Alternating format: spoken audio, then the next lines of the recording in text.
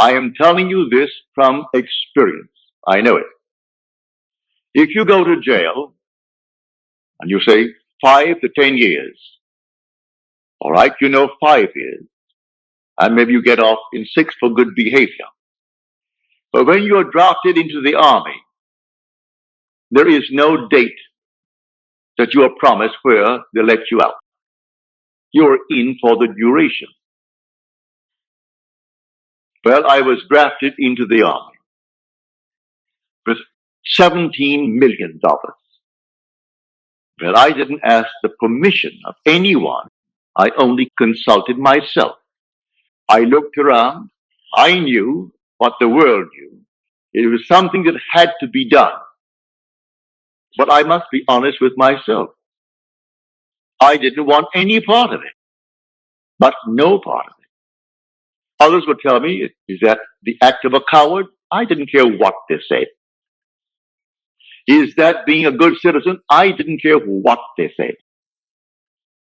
I just said earlier, what we now know, which is called reason, it's a reasonable thing to do. We're at war, and we're all Americans, and we should go in there because our country has declared war.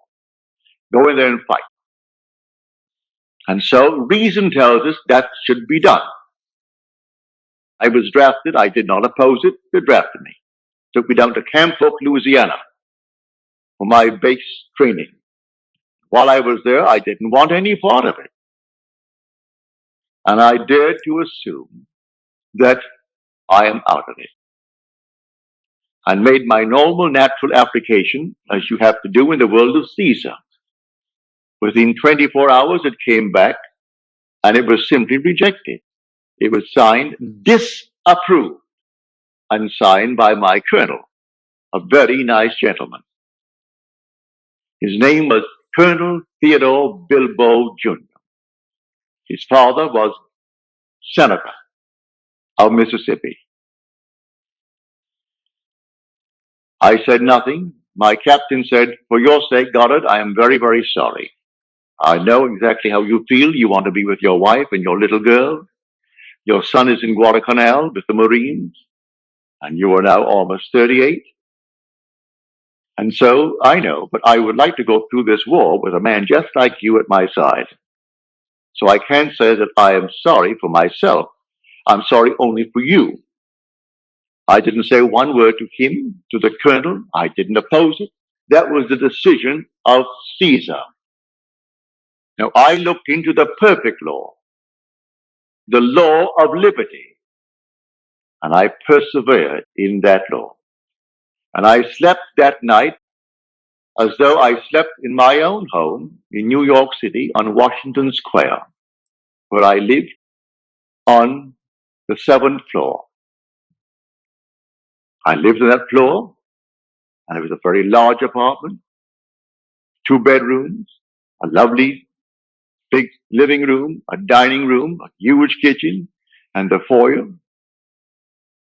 And I slept in that place just as though I were there, not in the army. I fell asleep in that state, having done all the normal things that would make me feel this arrangement is perfect. I rearranged the structure of my mind. Instead of seeing 25 men around me sleeping upstairs and knowing that 25 was down below in the next area, I slept in my own bed with my wife in her bed and my little girl in her crib in the corner. I felt everything in that place just as though it's taking place. And I rearranged the structure of my mind and fell sound asleep in that state. At 4 o'clock in the morning,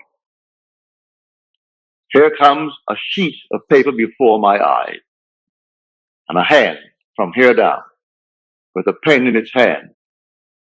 And the pen scratched out the word disapprove. And it wrote in a bold script, approve.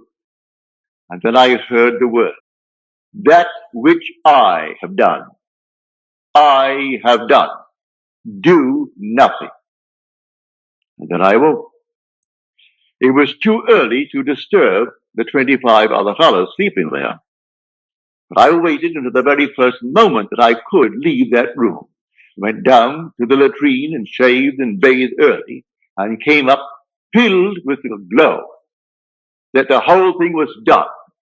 Well, I walked in that assumption for the next 9 days. 9 days later, the same colonel that disapproved my request called me in. He said, "Close the door, Goddard." So I closed the door. He said, "Take a seat." Well, he never asked me to take a seat in his presence before. I was a private who always stood in his presence. He said, "Take a seat." And then he gave me all the reasons in the world why I should still be in the army. He said, "You still want to get out?" I said, "Yes, sir." Give me another reason. "You still want to get out?" I said, "Yes, sir." Another one.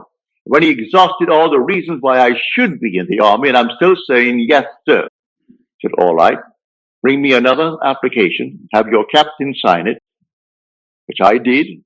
That day, I was honorably discharged and out of the army. I didn't run away. I was honorably discharged. When vision breaks forth into speech, the presence of deity is there. And who can oppose God? So that which I have done, I have done. Do nothing. So he thought he initiated the urge to let me go free. I looked into the perfect law, the law of liberty, and I persevered in that law. And he played his part, for I rearranged the structure of my mind.